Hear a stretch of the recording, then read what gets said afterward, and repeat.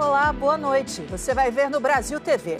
A Polícia Federal faz uma operação contra crimes financeiros em 5 estados do Brasil e na fronteira com o Paraguai.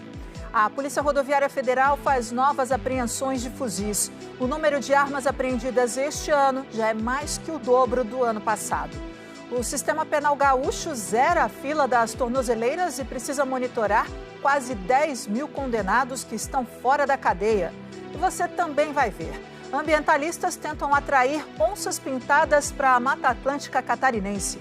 Elas já foram vistas na floresta vizinha, no Paraná. E vem de Brasília um exemplo de como a atividade física em aulas coletivas pode mudar a saúde e o humor dos participantes. Terça-feira, 17 de setembro, agora no Brasil TV.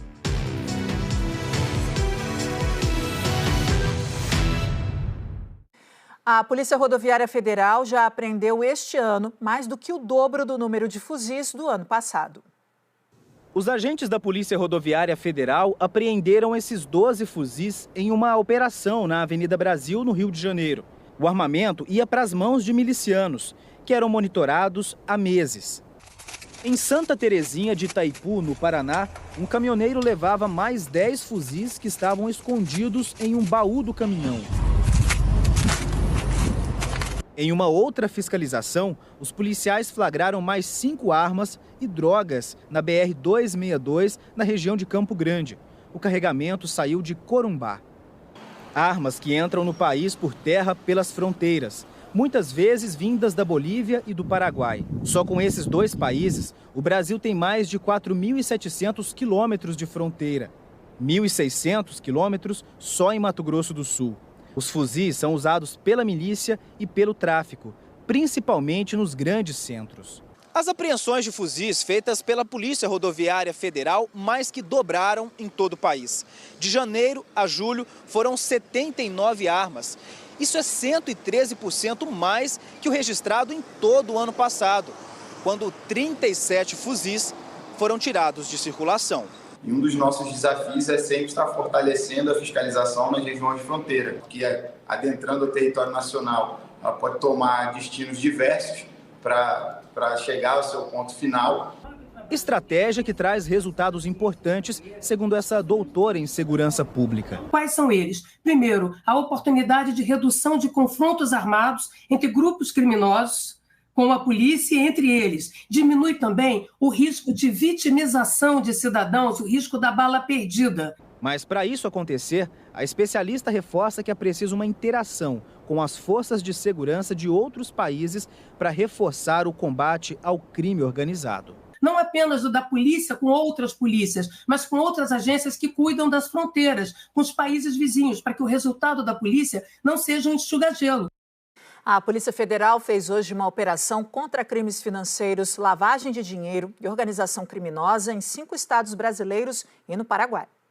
Esse grupo é suspeito de ter movimentado mais de 80 milhões de reais nos últimos 2 anos. Boa parte desse dinheiro de forma ilícita, através do câmbio ilegal e também do tráfico de drogas. Hoje, os agentes da Polícia Federal apreenderam o equivalente a 7 milhões de reais em moeda nacional, ou seja, real, e também moeda estrangeira, porque essa operação foi realizada fora do Brasil. A operação está cumprindo 66 ordens judiciais, entre elas 34 mandados de busca e apreensão e 10 mandados de prisão. E, além disso, medidas cautelares estão sendo realizadas no Paraná, em São Paulo, no Rio Grande do Norte, no Mato Grosso do Sul e aqui no estado do Rio Grande do Sul. Thiago Godoy Martí, de 26 anos, foi alvo de um dos mandados de prisão preventiva. Ele é brasileiro, mas foi detido pela polícia paraguaia na cidade de Pedro Juan Cavageiro, cidade paraguaia vizinha a Ponta Porã, no Mato Grosso do Sul. De acordo com a Secretaria Antidrogas do Paraguai, Thiago é suspeito de envolvimento com a lavagem de dinheiro vinculada ao PCC, uma grande organização criminosa que atua em vários pontos aqui do Brasil. O Rio Grande do Sul tem quase 10 mil condenados que usam tornozeleira eletrônica. O estado conseguiu zerar a fila de detentos que aguardavam pelo dispositivo para deixar a cadeia. O desafio agora é conseguir monitorar todos eles.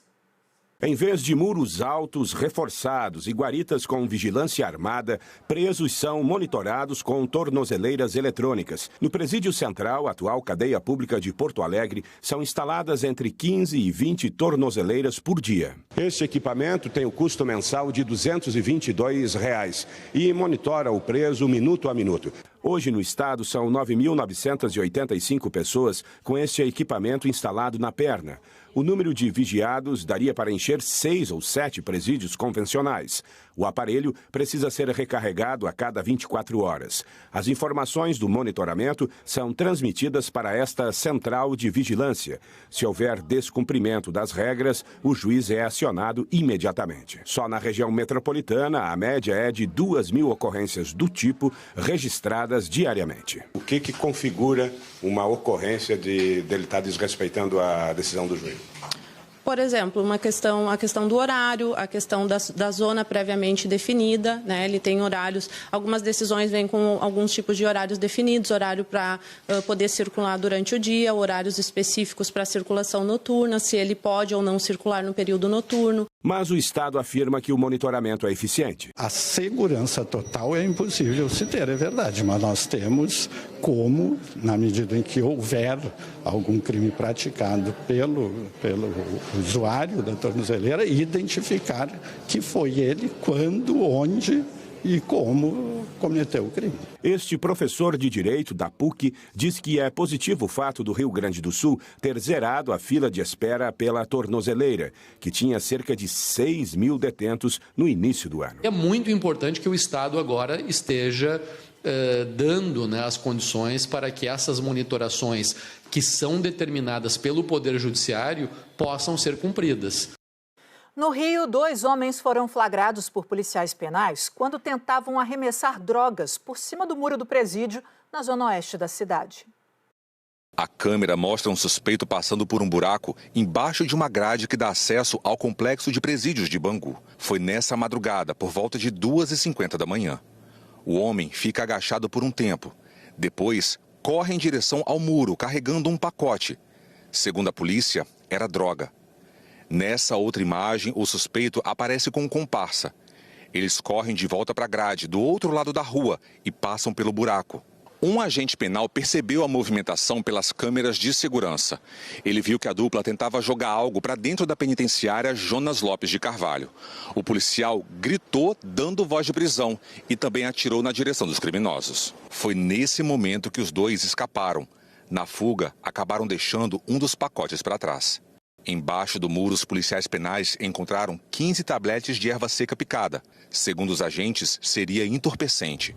Buscas foram feitas na região, mas os suspeitos não foram encontrados. A erva apreendida foi levada para perícia e o caso está sendo investigado pela delegacia de Bangu. O Ministério dos Direitos Humanos e da Cidadania lançou uma cartilha para orientar os idosos sobre o risco de golpes. De janeiro a agosto deste ano, o número de crimes contra o patrimônio das pessoas mais velhas aumentou em 10%. Em pouco tempo, a dona Alvarina perdeu mais de R$ 1.600. A idosa de 81 anos recebeu uma mensagem de alguém que fingia ser a filha dela. A filha conta que o valor foi perdido depois que a aposentada pagou um boleto falso. Nesse momento que minha mãe estava vindo embora, depois de efetuar o pagamento na lotérica, o meu irmão ligou para ela para dizer que o telefone dele tinha acontecido essa situação, né? Pegaram a foto dele, outro número de telefone que para ela tomar cuidado que era golpe. Aí que caiu a ficha dela, porque ela falou, não, será que também é golpe, né? O da minha filha. O presidente do Sindicato Nacional dos Aposentados explica por que os idosos são mais vulneráveis a esse tipo de crime. Muitos estão endividados, com problemas financeiros, e vão oferecer benefícios que não estavam esperando. Então, fica fácil isso, né? Porque você pega pessoas que passam por dificuldades financeiras e aí, você vai ter aqui, entra com isso aqui que você vai ser beneficiado rapidamente, né? Então, isso é muito triste, né? Que façam isso com nossos idosos. Os idosos representam 70% das vítimas. E boa parte desses crimes ocorre aqui no mundo virtual. Por uma simples mensagem de texto ou uma ligação que parecem inofensivas e bem convincentes, mas que não passam de um golpe. No meu celular já veio. Falando que a minha filha mandou, que o celular estava na assistência técnica, que quebrou. Aí a pessoa pedindo R$1.700. Aí eu levei lá que meu filho sabe mexer. Não, mãe, é golpe e denuncia tudo. Ele já denunciou tudo. Os golpes que a dona Maria das Graças e a dona Alvarina sofreram estão na lista dos 15 crimes eletrônicos mais aplicados, apresentados na cartilha da Secretaria Nacional dos Direitos da Pessoa Idosa. O painel do Disque 100 detalha o número de denúncias e também violações, que são fatos que atentam contra os direitos humanos de uma vítima. A orientação da FEBRABAN, a Federação Brasileira de Bancos, é desconfiar sempre. Nunca clique em links, nunca ligue para números desconhecidos e nunca passe informações sigilosas. O banco nunca perde dados da sua agência de conta, senha e principalmente tokens. Tá? Então, se você houver qualquer pedido, qualquer ligação que peça informações sigilosas, desligue na hora. Esse é o melhor caminho e o mais seguro para evitar qualquer tipo de fraudes. No Paraná, parentes de pacientes internados em hospitais do estado estão sendo vítimas de golpistas que se passam por funcionários e pedem dinheiro para supostos exames. Ela não quer se identificar, mas o golpista que telefonou para ela sabia tudo. Sobre ela, sobre a doença do pai e dizia que ele precisava passar por um procedimento de urgência. Ele disse que meu pai estava com um quadro de uma bactéria grave no pulmão e que precisaria ser feito um procedimento cirúrgico, porém eu teria que fazer o desembolso de um valor de R$9.000, que era o custo do procedimento. A família, que estava indo para uma visita na UTI, ficou desesperada. Só não caiu na conversa porque durante a ligação chegou uma mensagem de áudio da médica. Na troca de mensagens, ela foi salva e descobriu que não foi a única abordada. A mulher de um paciente da mesma UTI desconfiou logo do golpista e gravou a ligação. Sabemos que se trata de uma bactéria e seguida desse quadro.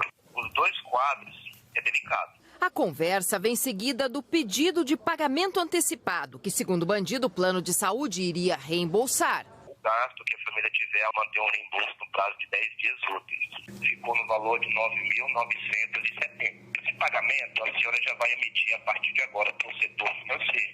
O falso médico justifica a pressa, dizendo que o quadro se agravaria se esperasse a liberação do plano de saúde. E ainda pede cópias de documentos que poderia usar em outros golpes. Eu vou precisar aí de 2 xerox, documentações pessoais da senhora como responsável e de um comprovante de endereço da senhora. Procuramos o presidente do Sindicato dos Hospitais, que não sabe como os dados de pacientes e famílias caem na mão de quadrilhas. Os hospitais procuram ter a maior restrição no acesso às informações, mas são bandidos, né? A orientação para não cair no golpe da falsa equipe médica é a mesma que vale para aquele outro golpe, o do falso banco, em que alguém liga dizendo que houve uma movimentação suspeita na sua conta. Desligue o telefone, ligue você mesmo para o hospital, fale com a equipe médica de verdade e confira toda a história. Jamais aceitar essa ligação e fazer qualquer ação de pagar ou transferir recursos. Que hospitais não ligam para pacientes e familiares pedindo PIX, pedindo recursos para qualquer tipo de exame. Falta menos de um mês para as eleições municipais e a votação este ano vai ter um novo modelo de urna. Já está na hora de começar a aquecer os motores dos equipamentos mais importantes da nossa democracia, as urnas eletrônicas. Tá ligando. E tá ligando. E ela vai.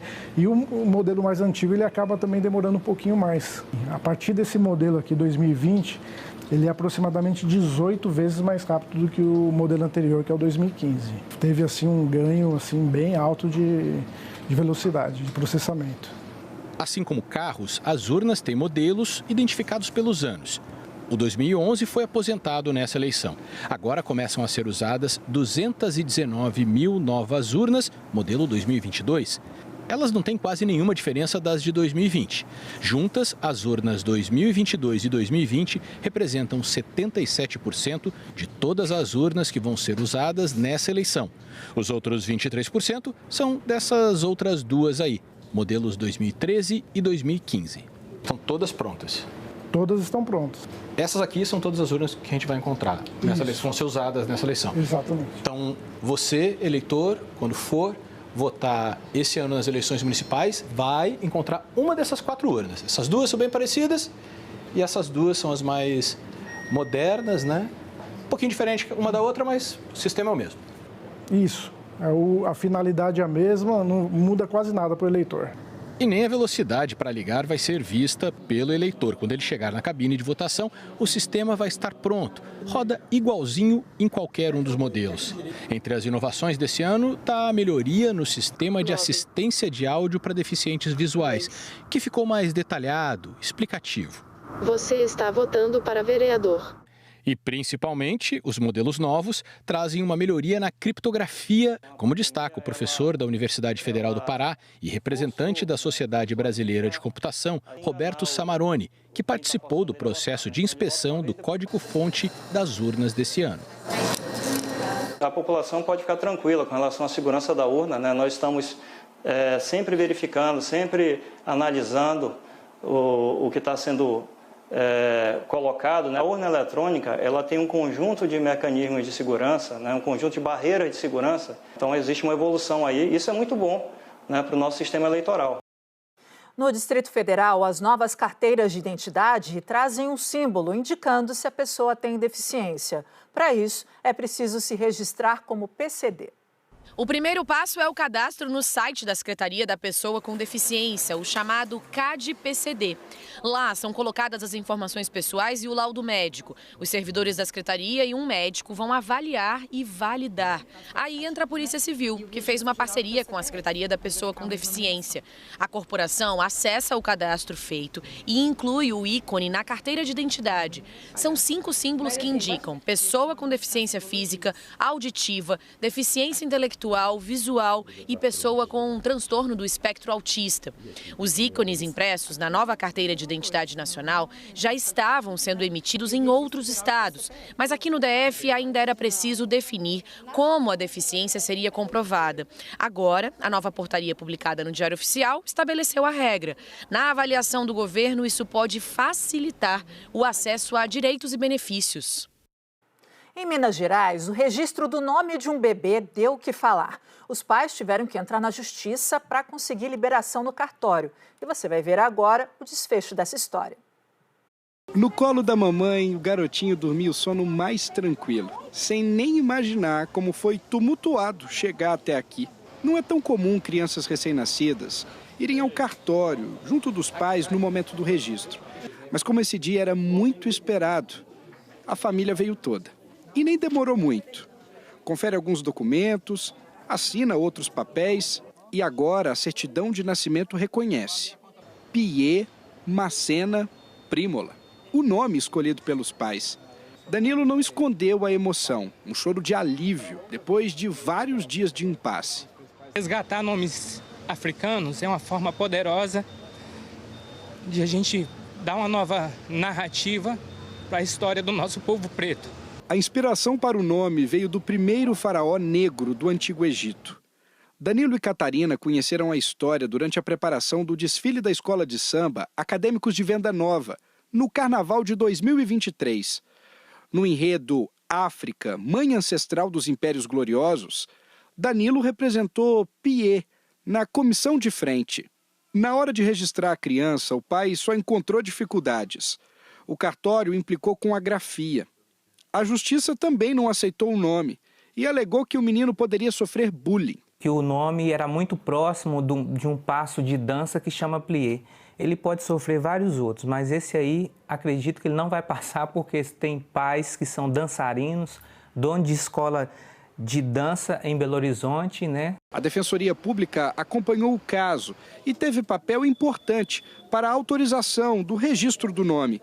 Talvez o que tenha faltado foi mesmo a informação do aspecto social, do aspecto cultural, da relevância para os pais do nome da criança. Então, foi muito tranquilo desde que essas informações foram prestadas.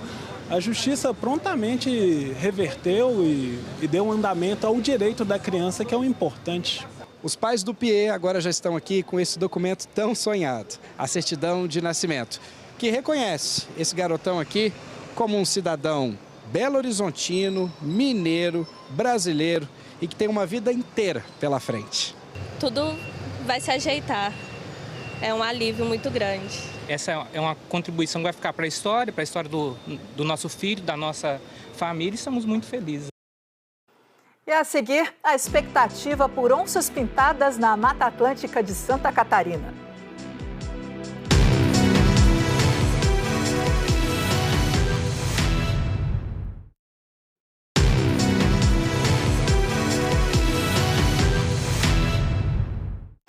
Em São Paulo, o calor e o tempo seco causaram uma mudança na rotina do Parque Ecológico do Tietê. Animais silvestres do Centro de Triagem e Reabilitação estão recebendo picolés de frutas e banho de chuva artificial. Essas medidas foram adotadas para melhorar o conforto térmico dos bichos. Nas imagens, dá para ver que um jovem macaco prego e um sagui de tufo branco gostaram das novidades. Pelo menos uma vez por dia, eles se lambuzam com uma espécie de picolé de frutas. E tem também um banho de chuva refrescante. Os filhotes estão recebendo cuidados especiais e ficando em ambientes com ar-condicionado. Um movimento de preservação da Serra do Mar tenta retomar a presença de onças pintadas na Mata Atlântica de Santa Catarina. E a expectativa é boa, já que o animal reapareceu na parte vizinha da floresta, no Paraná. A imagem é rara, feita com câmeras instaladas em meio à floresta. As famílias de onças pintadas foram vistas em uma área preservada da Mata Atlântica que fica no Paraná. O último registro da presença de onças pintadas em Santa Catarina ocorreu na década de 70. Entre os fatores que explicam a ausência da espécie no estado está a urbanização acelerada, que diminuiu as áreas de floresta nativa. Mas, segundo especialistas, o animal pode voltar a ser visto em terras catarinenses, em uma faixa da Mata Atlântica que chega até aqui, no norte do estado. Este é o último e maior corredor remanescente do bioma no Brasil, com 3 milhões de hectares. Começa em São Paulo, passa pelo litoral do Paraná e termina no norte catarinense, onde está São Francisco do Sul. Em 2018, a região recebeu o nome de Grande Reserva da Mata Atlântica. Apesar de ser uma área que grande parte dela é a unidade de conservação, são áreas protegidas, ainda existe aí o risco de ocupação ilegal, ocupação humana e também a pressão de caça e extração ilegal de recursos naturais. Para que a onça pintada e outros animais consigam se manter na reserva, também há o desafio de criar ligações entre as partes da floresta. Além da onça pintada, a gente tem as antas, né? Que a gente ainda tem muita anta aqui dentro do estado. A gente tem jaguatiricas, cachorros do mato. Então, a gente tem uma série de animais que pertencem à floresta atlântica. Mais da metade do território de São Francisco do Sul é composto por fragmentos florestais da Mata Atlântica. 2 unidades de conservação preservam as maiores áreas do bioma na cidade. A terceira está em processo de criação.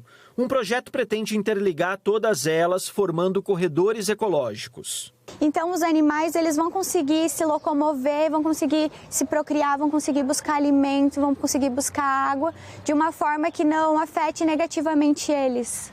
Enquanto as onças pintadas não voltam para Santa Catarina, ONGs, iniciativa privada e poder público precisam continuar planejando ações para que os municípios cresçam e preservem ao mesmo tempo. O que a gente espera é que as ações sejam efetivas de proteção e conservação nessa grande área, para que as onças aumentem a sua abundância e consigam dispersar dos bichos que estão aqui ainda no estado do Paraná para Santa Catarina. E para encerrar o Brasil TV, vem de Brasília um exemplo de como a atividade física pode mudar a disposição das pessoas, inclusive na terceira idade. As aulas nos centros olímpicos estão sempre cheias e com esse calor, a hidroginástica tem sido uma das melhores pedidas. A coreografia é na água. E a trilha sonora lembra um tempo bem vivido por esses alunos. Em dupla, de mãos dadas, de trenzinho. O que vale é cuidar da saúde se divertindo. Aqui as dores ficam de fora. Nada de artrite, bursite. Depois que eu entrei aqui, quando eu comecei, eu tinha rotura no tendão, né? Esse ombro tinha sido até encaminhado para cirurgia. Hoje, graças a Deus, eu tô bem. Eu amo, aqui a gente se solta. Eu me sinto como se eu tivesse 18, 20 anos. A Maria das Graças é moradora do Penorte e conta que trocou o sofá de casa pela piscina do Centro Olímpico.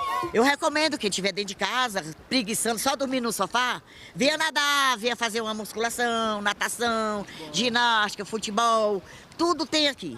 Elas fazem hidroginástica nessa turma, com 60 alunos no Centro Olímpico Parque Vaquejada, na divisa entre Ceilândia e o Sol Nascente.